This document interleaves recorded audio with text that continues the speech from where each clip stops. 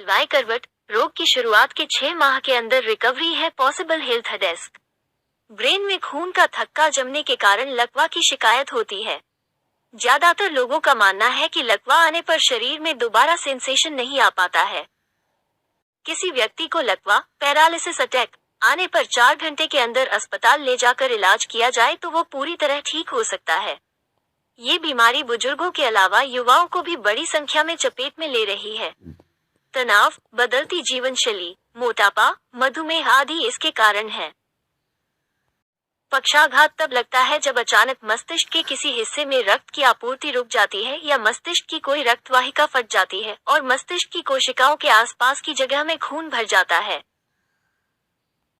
Paralysis शरीर के किसी भी भाग में हो सकता है। यह आपके पूरे शरीर को प्रभावित कर सकता है, जिसे क्वाड्रिप्लेजिया कहते हैं। इसमें हाथ पैर काम करना बंद कर देते हैं। वहीं पैराप्लेजिया में शरीर का निचला हिस्सा ही प्रभावित होता है।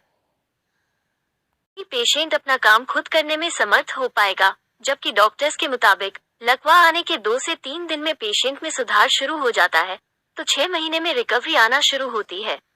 1.5 साल में पूरी तरह से रिकवरी आ सकती है।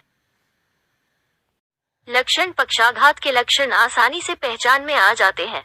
आकस्मिक स्तब्धता या कमजोरी, खासतौर से शरीर के एक हिस्से में, आकस्मिक उलझन या बोलने, किसी की कही बात को समझने, एक या दोनों आंखों से देखने में आकस्मिक तकलीफ, अचानक या सामंजस्य का अभाव, बिना किसी ज्ञात कारण के अचानक सिरदर्द या चक्कर आना। क्यों मारता है लकवा? लकवा मारने के आमतौर पर 2 कारण माने जाते हैं, जिसमें एक है ब्रेन हेमरेज है, यानी दिमाग में जाने वाली ब्लड का पाइप फट जाना।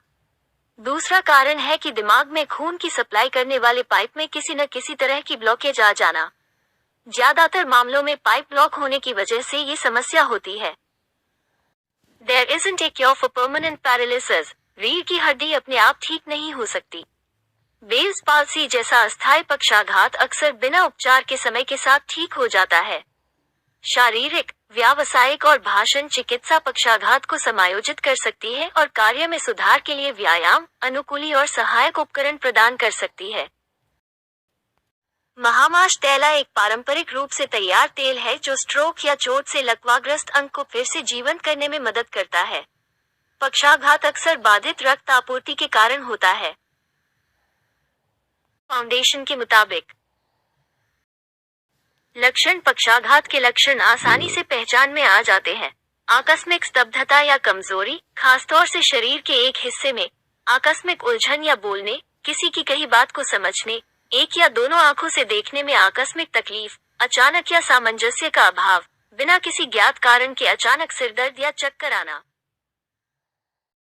इससे निजात पाने के लिए इन 4 तेलों का क्रमबद्ध तरीके से इस्तेमाल करें। सबसे पहले नाक में बादाम रोगन, फिर अणु तेल, उसके बाद श्रृणबिंदु तेल और अंत में घर मौजूद सरसों का तेल डाल सकते हैं।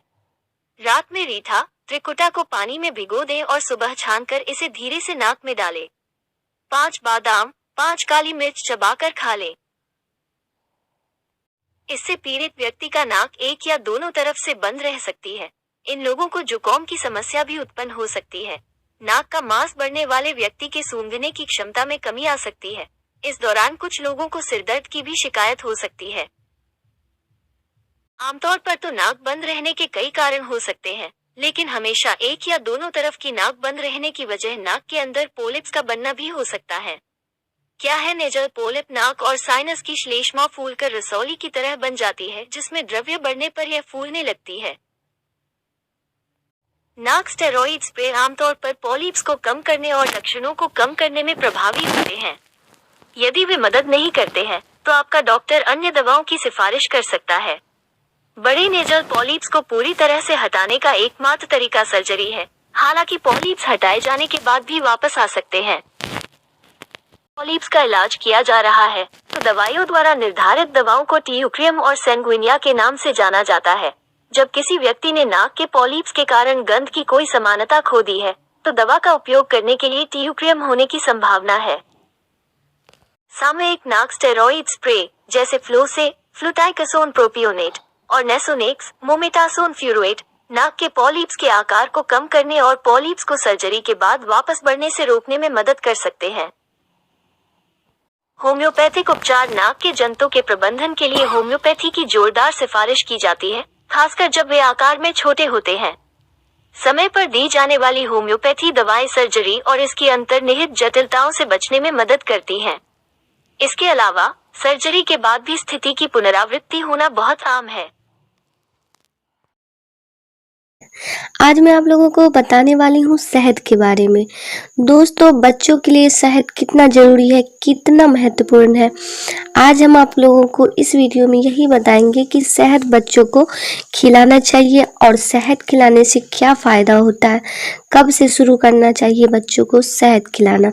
दोस्तों, हम अक्सर सुनते हैं कि छोटे बच्चे को शहद चटाना सेहत के लिए फ़ायदेमंद होता है, लेकिन ज़्यादातर लोग ये नहीं जानते हैं कि छोटे बच्चे को शहद कब देना चाहिए और वास्तव में इसके फायदे क्या हैं। शहद में प्राकृतिक मिठास के साथ ही कई औषधीय गुण पाए जाते हैं, जिससे न सिर्फ छोटे बच्चों के शरीर को ऊर्जा मिलती है बल्कि इम्यूनिटी भी मजबूत होती है। यही कारण कि अधिकांश घरों में सबसे पहले बच्चे को शहद चटाया जाता है। दोस्तों, आमतौर पर 1 वर्ष या इससे अधिक उम्र के बच्चों को शहद चटाना चाहिए। दरअसल 1 वर्ष के बाद बच्चों को शहद देने से किसी तरह की स्वास्थ्य समस्या नहीं होती है और बच्चों का आहार स्वाद भी समझ में आने लगता है। दोस्तों, 1 वर्ष या इससे अधिक उम्र के बच्चों को समय पर शहद खिलाने से त्वचा से जुड़ी समस्या जैसे एक्जिमा नहीं होता है। इसके अलावा भी शहद चटाने से स्वास्थ्य को कई फायदे होते हैं। शहद का सेवन करने से बच्चा तंदुरुस्त रहता है और शरीर को पर्याप्त ऊर्जा मिलती है। दूध पीने के कारण कई बार बच्चों के मुंह से दुर्गंध आती है। ऐसी स्थिति में बच्चे को शहद चटाने से मुंह की दुर्गंध दूर हो जाती है। शहद में एंटीबैक्टीरियल गुण पाया जाता है जो ओरल हेल्थ के लिए फायदेमंद होता है। दोस्तों, शहद में एंटीऑक्सीडेंट के गुण पाया जाता है जो इम्यूनिटी को बढ़ाने के साथ ही लीवर को भी सुरक्षा प्रदान करता है। बच्चे की इम्यूनिटी मजबूत होने पर बीमारियों से बचाव होता है। दोस्तों, बच्चों को शहद कैसे दें? बच्चों को चम्मच या निप्पल से कम मात्रा में शहद देना चाहिए। इससे यह जानने में आसानी होती है कि शहद से बच्चे को कोई एलर्जी हो रही है या नहीं। इसके अलावा बच्चों को यानी कि ओटमील में शहद मिलाकर दे सकते हैं। जैम की जगह ब्रेड पर शहद लगाकर भी बच्चों को खिला सकती हैं। दही में शहद मिलाकर भी दे सकती हैं। तो इन सब चीज़ों में आप अपने बच्चे को मिलाकर खिलाने से आपके बच्चे को बहुत ही फायदा होगा। दोस्तों, बच्चों को शहद देते समय इन बातों का भी ख्याल रखें, जैसे कि बच्चे को हमेशा शुद्ध शहद देना चाहिए। एलर्जी होने पर बच्चे को शहद देना बंद कर देना चाहिए। शहद में चींटियां लग गई हो तो बच्चे को ना दें। इस तरह ये यानी कि गुणों से भरपूर होने के कारण 1 वर्ष के बाद बच्चों को शहद खिलाना बेहद फायदेमंद होता है। हालांकि डॉक्टर की सलाह लेकर ही बच्चे को शहद देना चाहिए।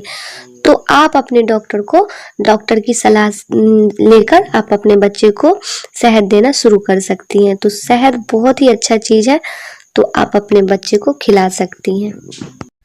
दोस्तों, हमें उम्मीद है कि आप लोगों को हमारे वीडियो की जानकारी पसंद आएगी। पसंद आए तो हमारे वीडियो को लाइक कर दें, कमेंट करके हमें बताएं और अपने दोस्तों में शेयर जरूर करें। और अगर अभी तक हमारे चैनल को आपने सब्सक्राइब नहीं किए हैं तो सब्सक्राइब भी कर लें। Thank you. आज हम आप लोगों को बताने वाले हैं कि आप अपने बेबी का किस तेल से मालिश करें जिससे कि उसकी हड्डी मजबूत हो जाए और मजबूत रहे, क्योंकि हर माँ अपने बेबी की सेहत को लेकर बहुत चिंतित रहती है। बेबी के पैदा होते ही उसे क्या खिलाएं, किस तेल की मालिश करें, ये सब सवाल उसके दिमाग में घूमते रहती है। अगर आप भी अपने लाडले की मजबूत हड्डियों के साथ इसकी त्वचा को भी खूबसूरत बनाना चाहती हैं तो उसे इस खास तेल की मालिश जरूर करिए। दोस्तों, आइए जानते हैं कि आपके बेबी के लिए कौन सा तेल सबसे बेस्ट है मालिश के लिए। दोस्तों, डॉक्टर भी नवजात शिशु की मालिश करने की सलाह देते हैं। कहते हैं कि मालिश करने से बच्चा स्वस्थ और मजबूत बनता है। लेकिन क्या आपने कभी सोचा है कि बच्चे की मालिश के लिए कौन सा तेल सही है?